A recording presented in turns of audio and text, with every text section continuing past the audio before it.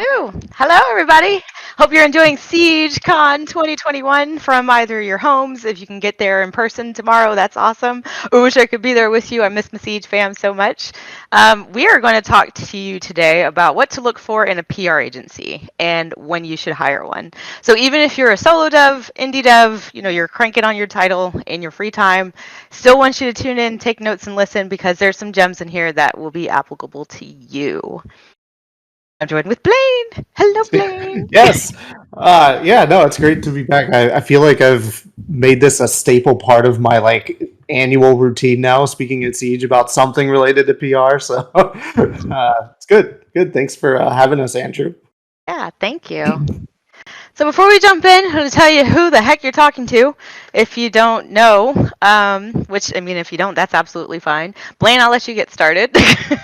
Yeah. So many of the Siege folks, you guys know me by now. So I'm Blane Humphries. I'm an account supervisor at TriplePoint PR.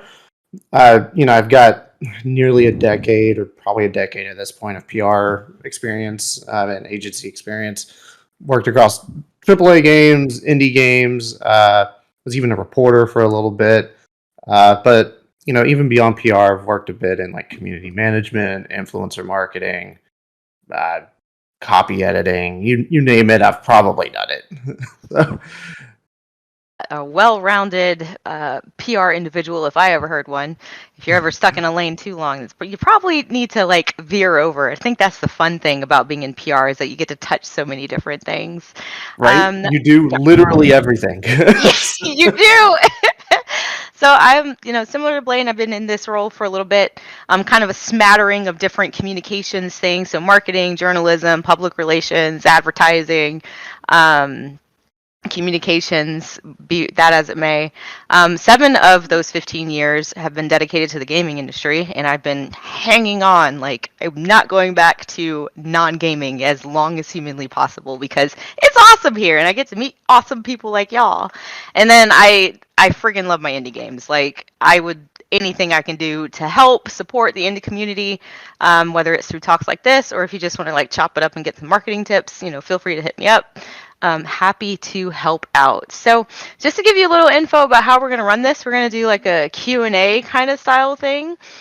So Blane and I will be passing things back and forth to each other, but Blane's going to get started and I'm going to be in the indie dev seat asking some questions that frequently come up that we've either heard or have asked ourselves in our journey as PR individuals. So without further ado, so Blade, what the heck?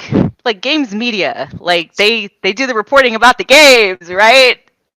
Yeah. So one of the most common things that we see about games media is that they exist to promote your game, and that is always one of the things where it's that is not technically not true. That's not accurate. And it's always you got to understand this before you can even move forward with what PR is for. So games media are there to report on what's happening in the industry, and that can include things more like promotional things like launch dates, new features, whatever.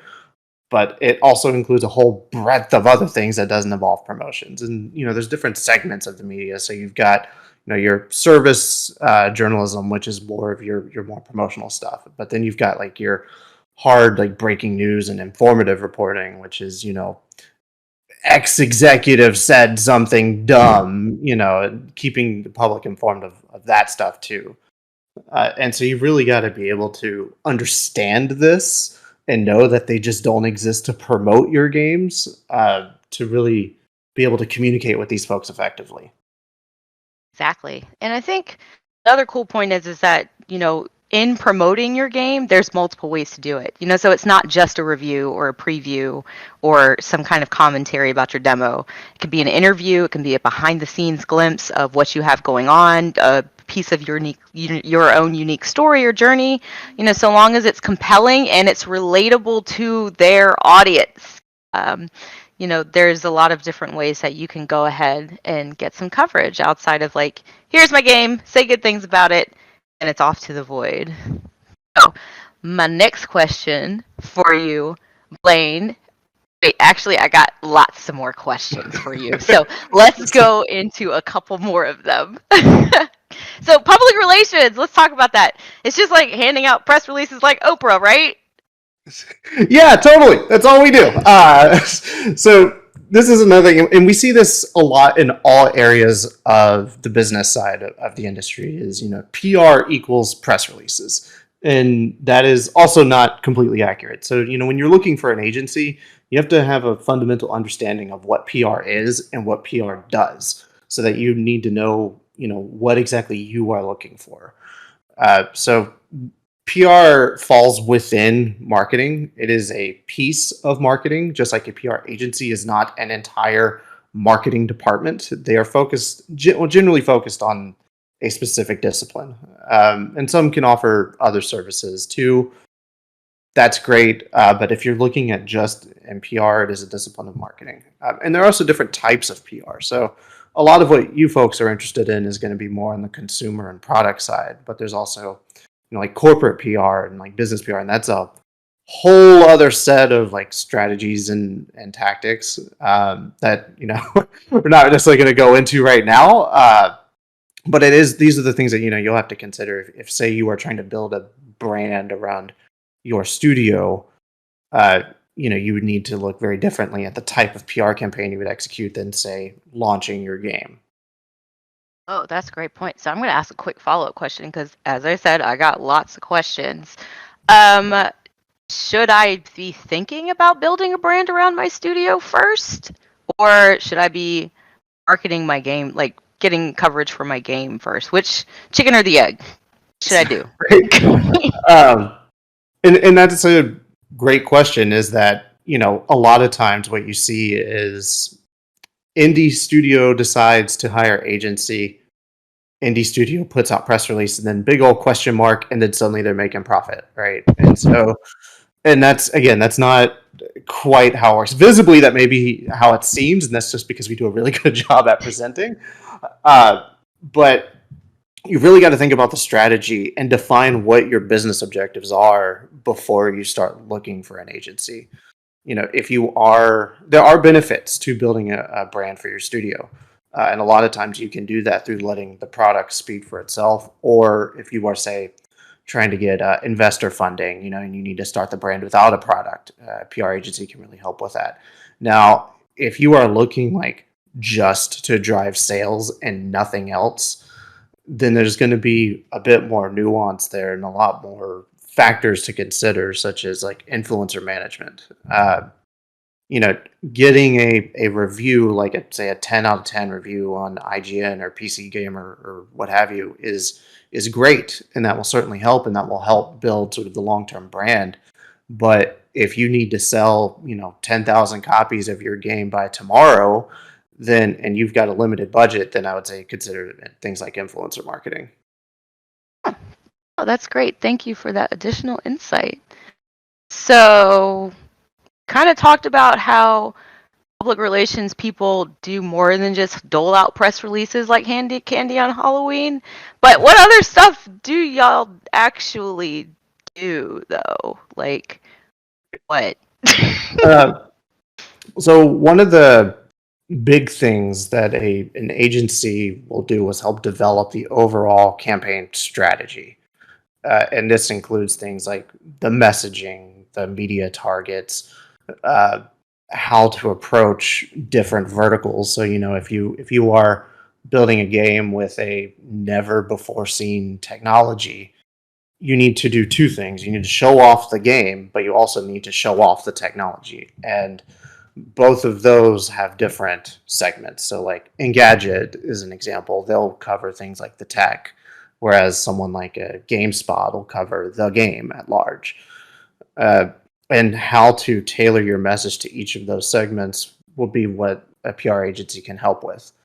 Uh, we also do things like we prepare and distribute press materials, your press releases, your pitches, your media alerts, what have you, those a lot of the standard stuff there. And there's a lot of ongoing media relations that happens behind the scenes that a lot of people don't realize. And that includes things like tracking coverage as well as analyzing sentiment, providing feedback on like what worked and what didn't work with press, but also things like staffing interviews, that's a big one. If you find yourself in an interview and the press starts asking questions that you don't want to answer, tag in PR.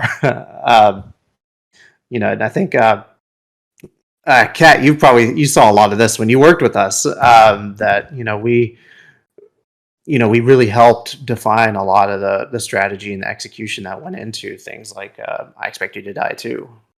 Mm-hmm. Yeah, no, absolutely. And breaking character for a second. This is Shell Games PR manager Kat speaking. Hello, everybody. But yeah, no, absolutely. One of the things that we found most valuable in working on the I Expect You to Die Too, I Expect You to Do Too, I Expect You to Die Too campaign, and it's time for coffee, I'm sorry, y'all, was the support that TriplePoint provided. So when it was time to do an interview, it was like we had a cool little fact sheet that had like the journalist's name, some previous coverage, details about their approach, and things that we would need to know to be better equipped to go into that interview. So we weren't flying blind or, being completely insensitive about a particular topic, knowing what stance that they had about something or what they were most interested in as a journalist. So it makes us look good because it makes us look like, we did all of the research and we spent hours and hours putting this together, even though TriplePoint, they very much carried the weight of doing that and even the scheduling and the organizing. So all we had to do was slide in there, be like, hello, lights, camera, action. Yes, we're ready. And, took it from there. So, in addition to the outreach, the behind the scenes work is just as important, and we will get into a little bit more of that in a second. So what Yeah, is our and to your point, Kat, about like helping prepare for like the interviews. So one of the things to consider is like even if say you as a developer are more outgoing and feel confident in talking to media, if you have someone on your team who is not confident and has maybe never done it before, having this information really helps put their mind at ease. And a good PR agency can even do like a whole media training session, so that to help really ease you into talking about this. Because anything you say is on the record. Even if they say it's not on the record, it's on the record. So, being able to navigate those types of situations is something that a PR agency can help you manage. Mm.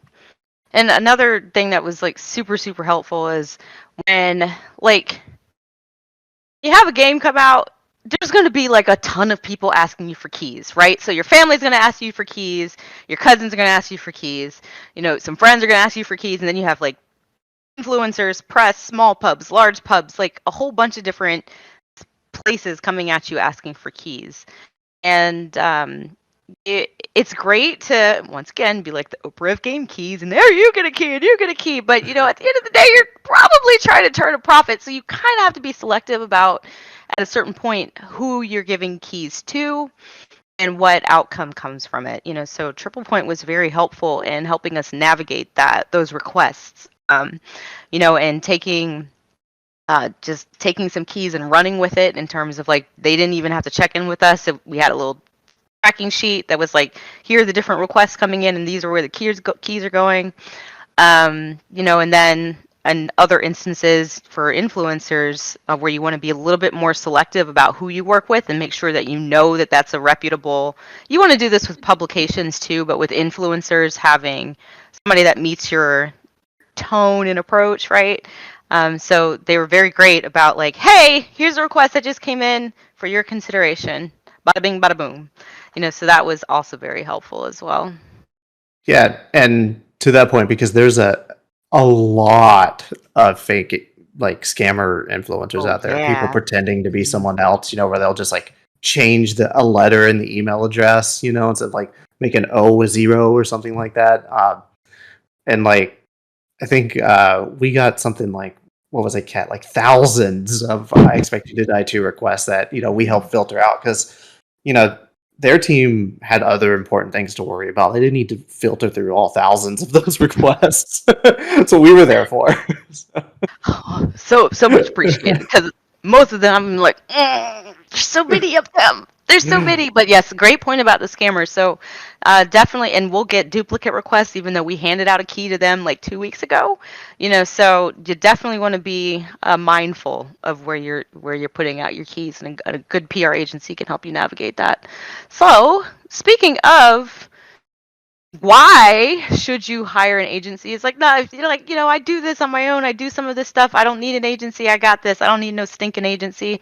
Let me talk to you for a second, okay? Because it doesn't mean that you're not capable of doing the work, so media outreach, key tracking, interview prepping and requests and fielding all of those. Like, yes, absolutely. Like, there have been phenomenal indie devs that have navigated this on their own or with a small team or just internally.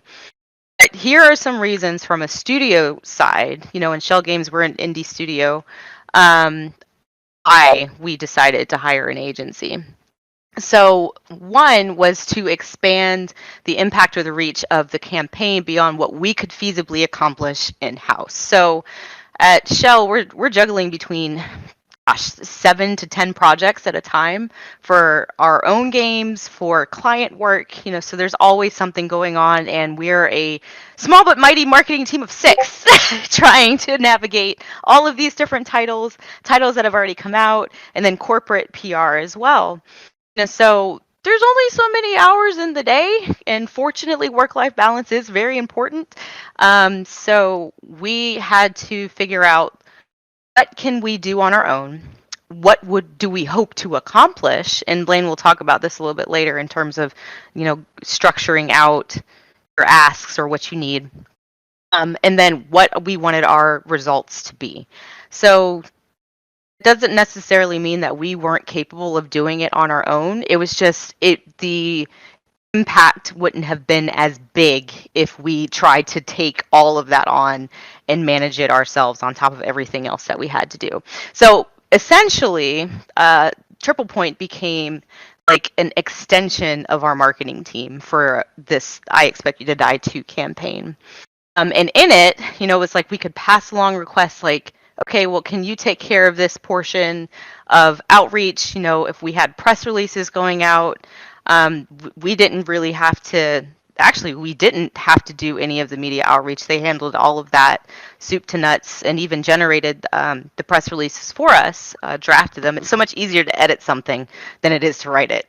I'm sure most people know. I'm like, oh, thank you, Lord. Oh, Blane sent the press release. Yes, I don't have to write it. Let me get my red pen. So, but having that support system allowed us to 5-10x the results of our campaign, because you have more people dedicated to the project. You have different perspectives and fresh ideas, like, because we're super close to it. Like, we were working on I Expect You to Die 2 for like 2 years. So there was nothing you could tell me about the game that I didn't know. Just because you know your game doesn't mean that you know everything about how other people are going to perceive it, or what media cycles and what the press are really talking about or interested in. A good PR agency, they're in tune with these people every day, not just for your campaign but for others. So if your view is like this, like focused on an escape room VR puzzle game, like a good PR agency's view is like 360, because they're like in VR and they're in mobile and in tabletop and international and national and all over the place. So they have a wider perspective than you might have like in-house. And that doesn't mean that you can't come up with ideas or anything like that. No, not at all. It just means, there's something to be said about having a new set of eyes on your game and what it is that you hope to accomplish. And by all means, be very careful about your wish list when it comes to publications. Like, landing that blockbuster review in IGN is a great thing. But if you have a ton of other like smaller publications that are really invested in your game and they cover the game, they do an interview with you, they do follow-up conversation around any new features and stuff that you add. Like, that stacks up, So don't try and put one egg a big basket where you're competing with a lot of other people. Sometimes it's best to spread the love among grassroots or mid-tier publications that are really, really passionate and have a super, super engaged fan base, so your news won't get lost. Well, and there's a case to be made that, starting with some of the more grassroots outlets feeds up. Because once a lot of the big folks, because one of the things, going back to how games media works, and how they're not necessarily there to just promote your game, they have their own business to run, and they've got to show that they've everything they write has to drive traffic, and showing that there is an audience that exists for a game and people are talking about it can be a great tool to have whenever you start pitching some of the larger publications. Absolutely. Especially if it's an unproven or an unknown brand. Mm-hmm. It's a track record. So we're going to speed through the rest of this presentation. So my biggest thing for a PR agency is that it should feel like an extension of your team, right? It should feel like an extension of you, because good teamwork divides the task and multiplies the success. Einstein didn't say that. Don't use that on your term papers. It's just a meme, or a quote meme or something. But like the biggest thing that really, like, if you ask anybody on the marketing team, like, TriplePoint has been amazing, but the camaraderie, like, whenever we jump on a call, it's not like, so here are the notes for today, and we're going to talk about this. No, it feels like a conversation. It feels like we're hanging out at the water cooler, and we talk about whatever's happening, crazy news, before we get into what we're actually on the meeting for. So you should feel comfortable with your agency, whether it's a full agency or like a freelancer that's helping you out. You should have good rapport, because if you don't, there's already friction there, and it's only going to get worse when your agency's like, yeah, that idea isn't probably going to work the way you think it is. and one of the things when we started working with you guys, Kat, was whenever Kat mentioned whenever they started looking for an agency, they had a clear set of objectives that they were like, we know we want to hit this, this, and this, and then that gave us ammunition to build on it. And so whenever you are looking for an agency, like, don't just be like, I need PR help, like, because you'll get a lot, but like and an agency can drum up stuff, but if you have an idea of what you want to achieve, it gives the agency something to work with, and gives them sort of like a guiding light forward. So. Exactly. We spent a lot of time putting that document together, because we talked to probably like 15 different agencies before we signed up with TriplePoint. So we did our homework, because it's like, listen, this is important to us, and I know your game is important to you. So take the time to really vet out who you're working with, in terms of, have they covered that genre before? Do you like the people that you're talking to? It all matters. So next question. So I'm sold. I want to hire an agency. I should do it 2 months before launch, right? 2 months? Right. Well, so the answer is yes, but also no. So it really depends, right? So whenever you are putting together your sort of rough timeline, from announcement to launch, you need to identify, one, when are you going to spend your budget? How much budget do you have? And where do you want it to have the most impact? And so if you are doing things like an extended campaign where you want the agency's support from announcement through launch, you've also got to factor in the time it's going to take to strategize and put together the plan and everything for that. So I think, figure out which beats are the most important.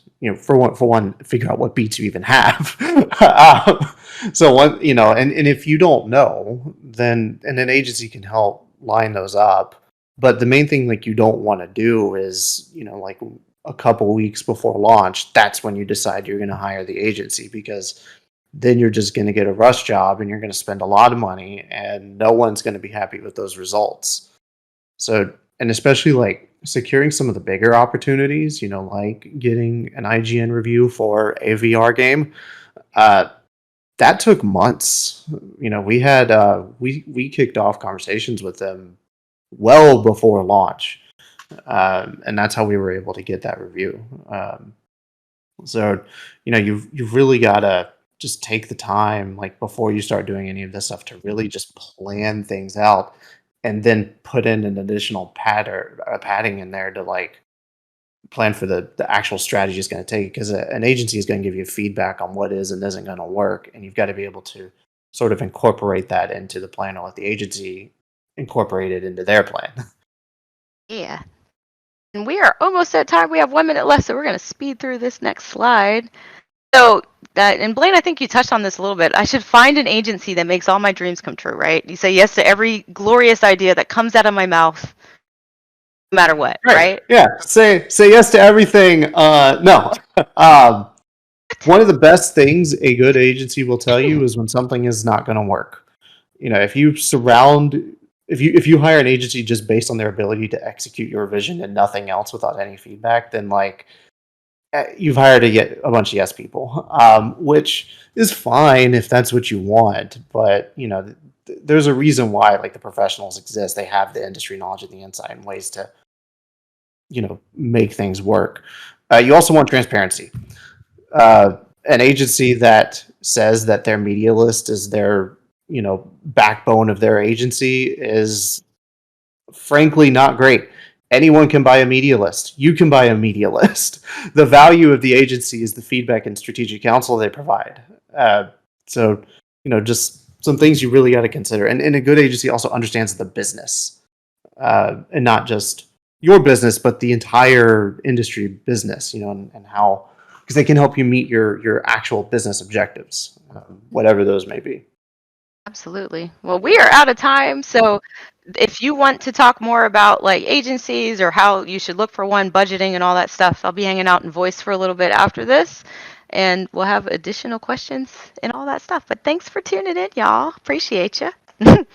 All right. We're going to synergize with some macro opportunities for collaborative engagement on a fundamental level. Sorry, I don't know enough buzzwords anymore.